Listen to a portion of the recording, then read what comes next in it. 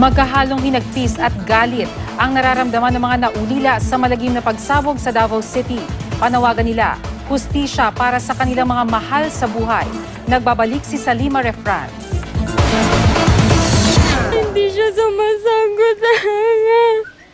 Hindi siya nagsasagot. Sabi ko, stay with me, please.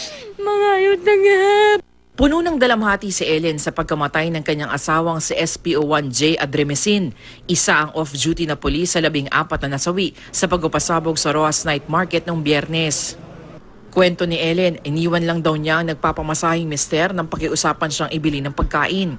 Maswerteng naisama niya ang kanyang 9 na taong gulang na anak. Too late na kasi yung sabog, grabe yung impact sa kanya. Yung mukha niya kawawa masyado. Pinapals ko siya. Wala nang pals. Sabi ko, patay. Paano to? Nakita ko yung kamay. Wasak na wasak dito.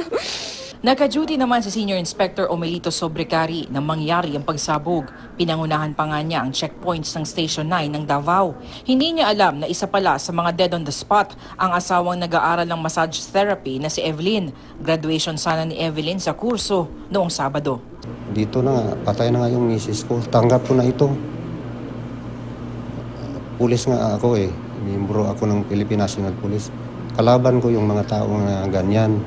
So, hindi ko pwede pabayaan yung Pilipinas. Kahit buhay ko pa. Buhay ka ng pamilya ko ito eh. Kung nangyari yan sa inyo, paano rin kayo? Oh, huwag na niyong hintayin na mangyari yan sa inyo. Masakit.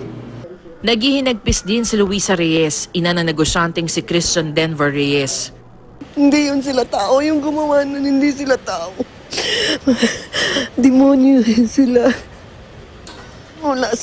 Wala yan silang puso yung gumawa nun. Binawian man ng buhay ang kanyang anak, nagawa naman itong sagipin ng asawang si Joanna na nasa ospital pa rin hanggang ngayon. Mabait si Lord kasi siguro tinabunan ng anak ko yung misis niya. Kasi ang katabi, yung anak ko, misis niya, si Joanna. Tapos yung buntis yata yun, patay. Patay yung anak ko, si Joanna buhay. Kaya sabi ko, mabait pa rin si Lord. Kahit kinuha yung anak ko, ang ina nung anak nilang 3, binuhay para sa mga anak nila. May mag-alaga, may magpalaki pa rin. Galit naman ang nararamdaman ni Estrella, ina ni Salvador Reginaldo Nagal. Saan ang human rights? Ngayon mga inosente ang pinapatay. Tapos kung mga criminals, maraming human rights na magdating na mag-imbestiga. Nagpamasahe raw si Dudes kasamang nobyang si Krisha. Nasa ICU pa rin ang kanyang nobya dahil sa 3rd-degree burns. Ang nurse si Cristia Gail Bisnon ang isa sa mga unang bangkay na nakuha sa blast site, pero siya ang pinakahuling nakilala. Wala kasing ID na nakuha sa kanya. Hindi rin alam ng kanyang pamilya na nagpamasahe siya sa Rojas Night Market. Ang kaibigang si Evelyn lang sinabihan niya tungkol dito. Sinabihan ko pa siya na sabi ko, bukas na lang tayo, Saturday. But she really insists.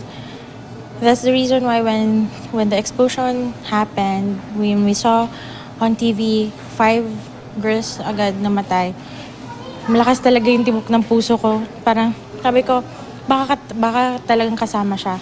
Salima Refran, GMA News.